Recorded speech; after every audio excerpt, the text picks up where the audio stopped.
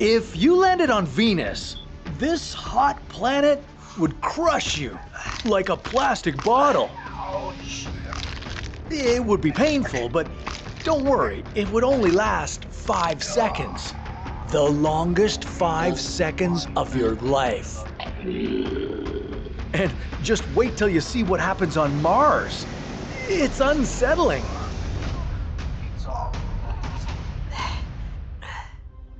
Venus has an extremely dense atmosphere, and with that dense atmosphere comes crushing pressure. Literally, it would crush you. The Venusian atmospheric pressure is 92 times higher than the pressure you experience on Earth. It would only take a millisecond before it started crumpling your spacesuit. After 1 second, your suit's integrity would be compromised. You'd be trapped in the imploding spacesuit with no way out. And that's when your body would begin to collapse. In the next 2 seconds, your skin and muscles would compress. Your blood vessels would pop. Your organs would fail. Finally, you'd lose consciousness, and just like that, you'd be gone. Venus looks like a beautiful place, but it's deadly. And being crushed by extreme pressure is just one of the many ways you'd die here. Remember the dense Venusian atmosphere? Well, not only does it create crushing pressure, but it also generates the greenhouse effect. Yeah, Venus is hot, instantly boiling your insides kind of hot. Even if you could somehow withstand all that bone-crushing pressure, the heat would get you. Oh yeah, this feels hot, like being toasted. Like bread being toasted. You guys know what toast is. Warning, internal temperature rising. The surface temperature on Venus reaches 465 degrees Celsius. That's almost as hot as the lava coming out of Earth's volcanoes. You'd be feeling the effect of this intense heat within seconds. After 1 minute, your internal temperature would start rising. Cue heat exhaustion. What if, Guy, I don't feel so good. Body temperature, 40 degrees Celsius and rising. At this point, you'd experience nausea, fatigue, and extreme sweating. Your internal organs would start to overheat. It's getting dark. It's getting dark. After 10 minutes, you'd lose consciousness. Now, you'd just have minutes left before suffering brain damage and complete cardiac arrest.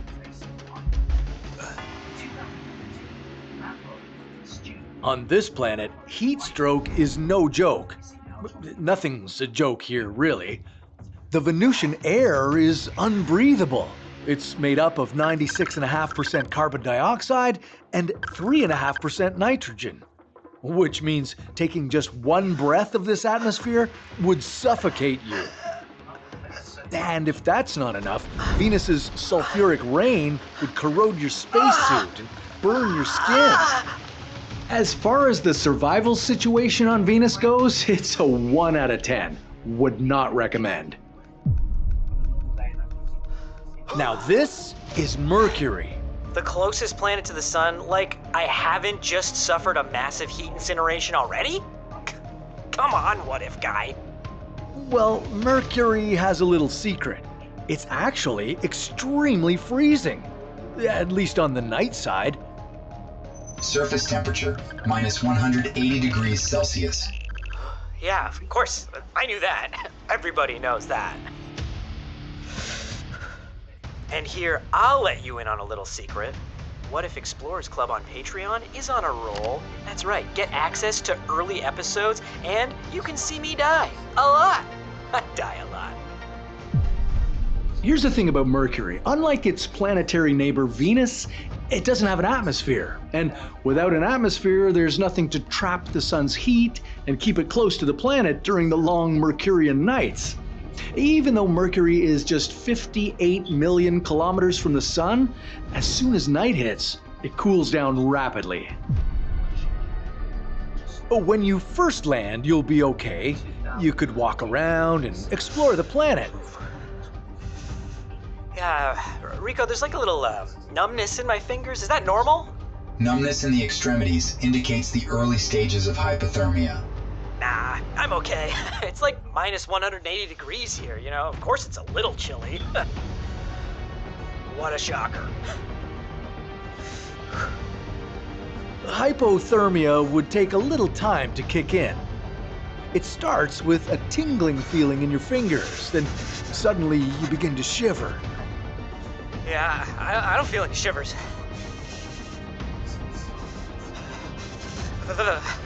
Okay. Maybe I feel a few shivers, but it's not that bad. Warning, your body temperature has dropped to 35 degrees Celsius. Can't feel my fingers. After 10 minutes in this extreme cold, you'd barely be able to move. Warning, core body temperature at 32 degrees Celsius. Return to the spaceship immediately. Your muscles would feel stiff. You'd feel confused and cold. There was at least 102 Dalmatians. You'd feel extremely disoriented. Everything would slow down for you. But you wouldn't die. Not yet. Warning, core body temperature now 28 degrees Celsius. Even now, you'd still be alive. You could barely function, but you're alive. It would take about 60 minutes for Mercury's dark side to kill you. Slow, cold, and painful. But hey, at least you'd get to see some of Mercury's views before you collapsed from the extreme cold.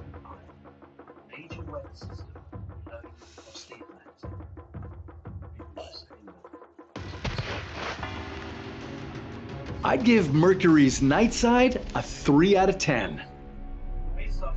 But Mercury has a day side too, and it's burning hot. The temperature here hits 427 degrees Celsius, just slightly cooler than the temperature on Venus. And it's not the intense heat that would kill you, it's extreme radiation too. You'd feel all of it the moment you stepped out of your spaceship. Your body would start overheating. If you didn't have the protection of your spacesuit, your skin would immediately get radiation burns. My hands! My hands are burning! Ah! It wouldn't be pretty. All that radiation would quickly damage your DNA. It takes 1/1000th of a second to kick off that process. Within the next hour, your cells would mutate and die. So make sure to wear a spacesuit, no matter how hot it feels. Danger. Core body temperature increased to 39 degrees Celsius. After 5 minutes of these burning conditions, you'd begin to feel the effects of hyperthermia. If your suit's cooling system were to fail, you'd experience an amount of heat you've never felt in your life. God, it burns! My hands! It's like they're on fire! It's exactly like they're on fire! This sudden overheating would make you nauseous. After 10 minutes, you'd be like a piece of toast. Your body temperature would hit 42 degrees Celsius, and if you've ever had a fever like that, you'd know at this point, you'd be in delirium.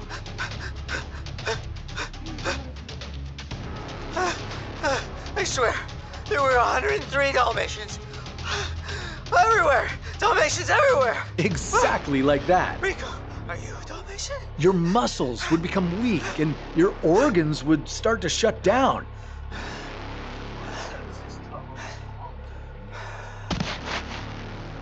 Now you'd be unconscious, in the middle of having heat stroke and being blasted by radiation. At this point, you wouldn't have long.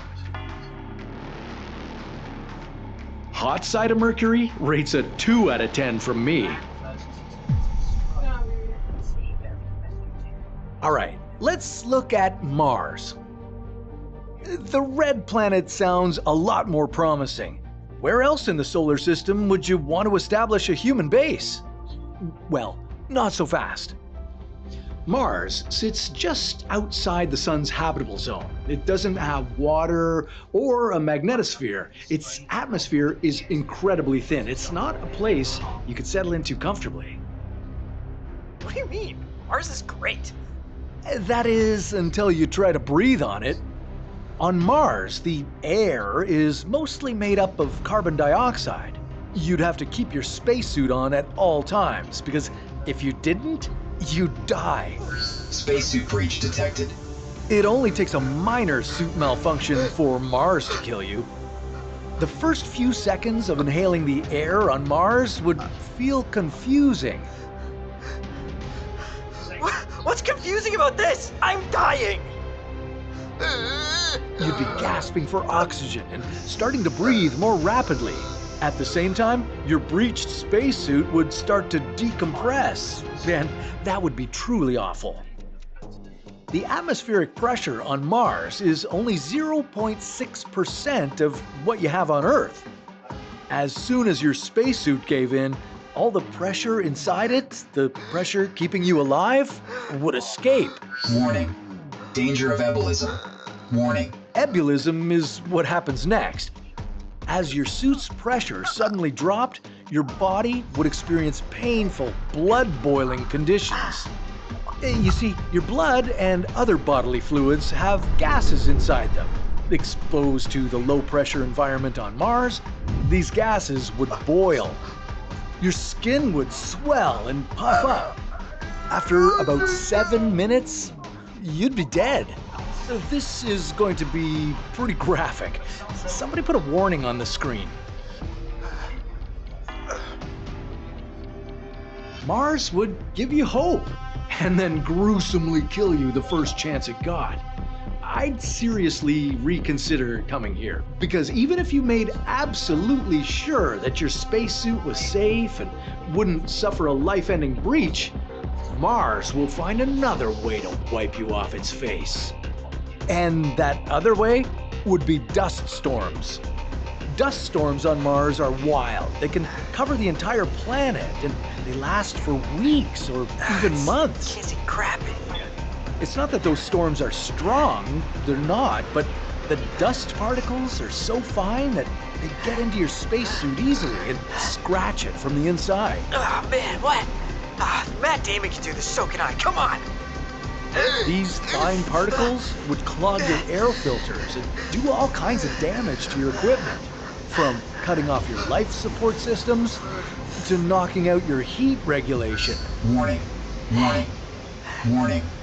Oxygen system failure. Well, that's Mars for you. I'd give it a 6 out of 10 just for the epicness of this whole death situation. Oh, and for giving you a chance to live here. Just maybe not for too long. I'd give Mars a 0.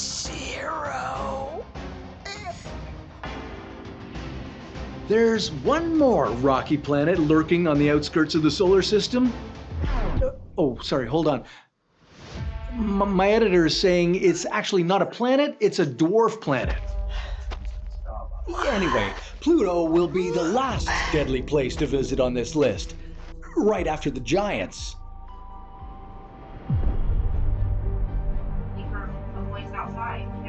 Jupiter is the largest planet in the solar system, and as a gas giant, it has a number of ways to kill you. Being twice as massive as all the other planets in the solar system combined, Jupiter has astronomical pressure. This planet is basically a gigantic ball of hydrogen and helium. It doesn't have a solid surface you could step on. You'd fall all the way through its atmosphere, although it wouldn't be that long of a fall for you. Let me guess. Suffocating, extreme pressure. What else is new? Lightning. Yeah, that's right. Jupiter is home to some of the most violent lightning storms around. Okay, well that's great, but I don't see any here. Well, of course not. In the upper atmosphere, the weather is not as dramatic. The atmospheric pressure here is only 1/10 of the pressure we feel on Earth. Capsule systems are stable. Some 50 kilometers below Jupiter's clouds, you'd feel serious turbulence. Wind here would be strong, reaching up to 360 kilometers per hour. Static buildup detected in the atmosphere. As these chaotic winds violently battered you through the storm clouds, the lightning bolts would strike too close for comfort. The atmosphere around you would be highly charged. And then one of these bolts would strike the capsule head on. This massive lightning would release enough energy to power a city or two. But for your capsule, it would be game over. The electrical systems would fail, the oxygen supply would fail, and the temperature inside the capsule would drop significantly. You'd now be trapped inside a powerless, leaking capsule surrounded by a deadly storm. I give Jupiter a 5 out of 10. Could recommend.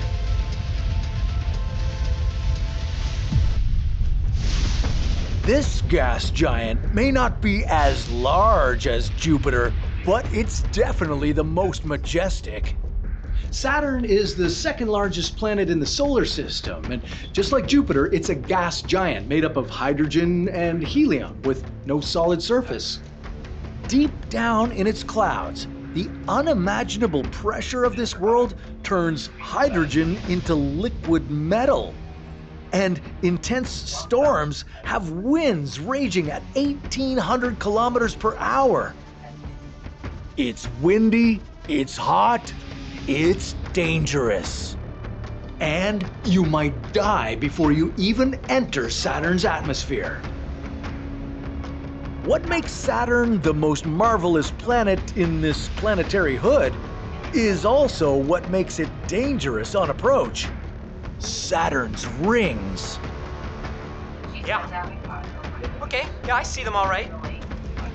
These rings are made up of billions of small chunks of ice and rock, ranging from grains of dust to icy chunks the size of a house.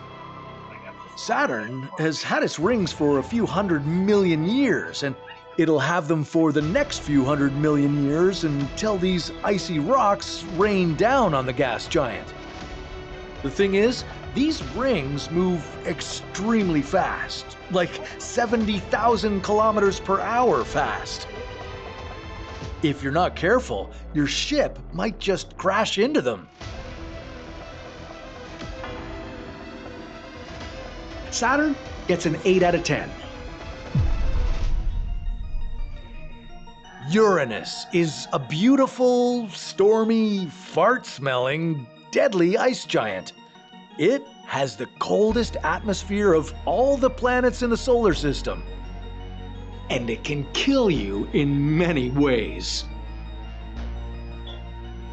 One way to go on Uranus would be to suffocate in its gases.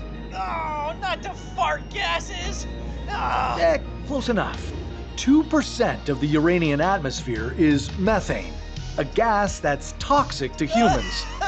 Now, 2% might not sound like a whole lot, but it's concentrated enough to kill you within minutes.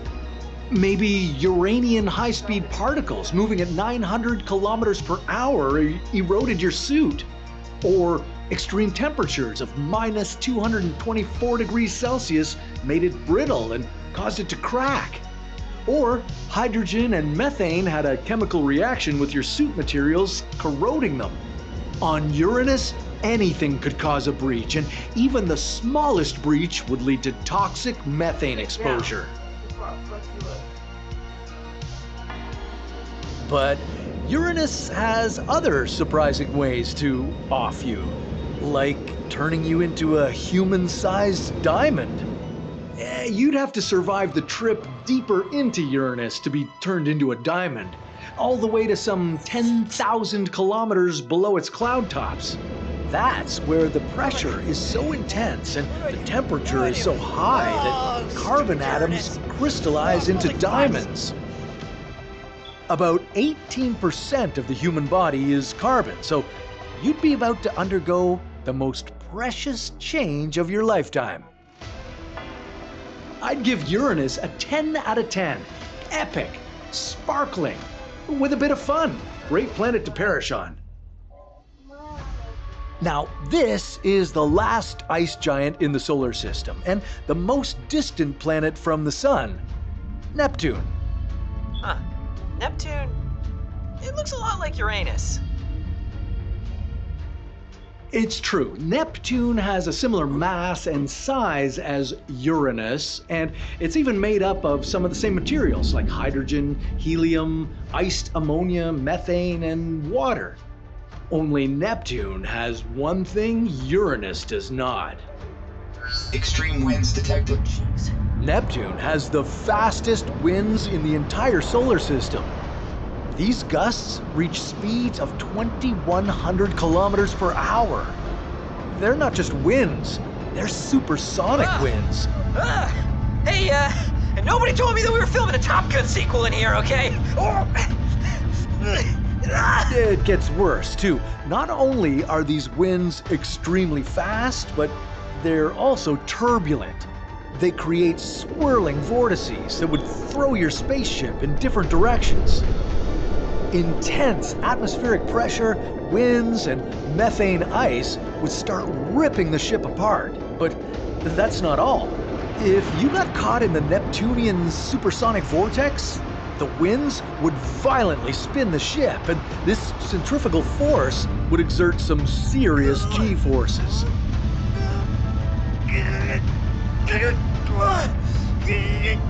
As Neptune's winds accelerated your ship to about 10 Gs, everything inside your body would feel heavy. That would be your organs getting compressed inside your body. Your blood would pool around your legs and cause oxygen deprivation to your brain. You'd lose consciousness pretty quickly. It would only take about 5 minutes for the ship and your body to lose their structural integrity completely and disintegrate into the Neptunian atmosphere. Well, that was pretty violent. I give Neptune a 2 out of 10.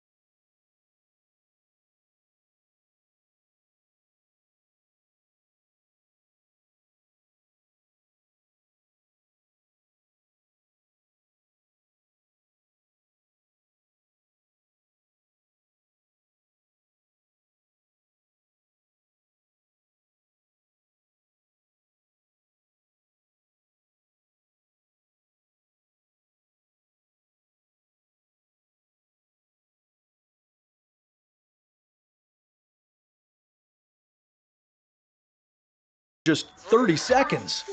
Another 30 seconds later, your bodily fluids would start turning into icicles, and you'd get extreme hypothermia as an unpleasant bonus that you didn't ask for. After 2 minutes, your body temperature would drop below 30 degrees Celsius, which is the exact moment when you'd lose consciousness.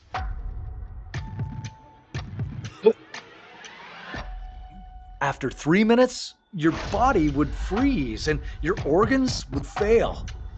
You'd become one with Pluto's frozen landscape. Quick and almost painless. That's a 7 out of 10 for Pluto. It did hurt.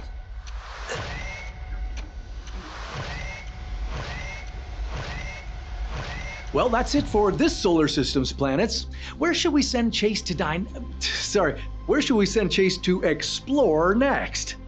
Maybe we'll ship them all the way to an exoplanet outside of our planetary corner. But that's a story for another What If. Support us on Patreon and help us send Chase to his next adventure. Thanks, Space Explorers.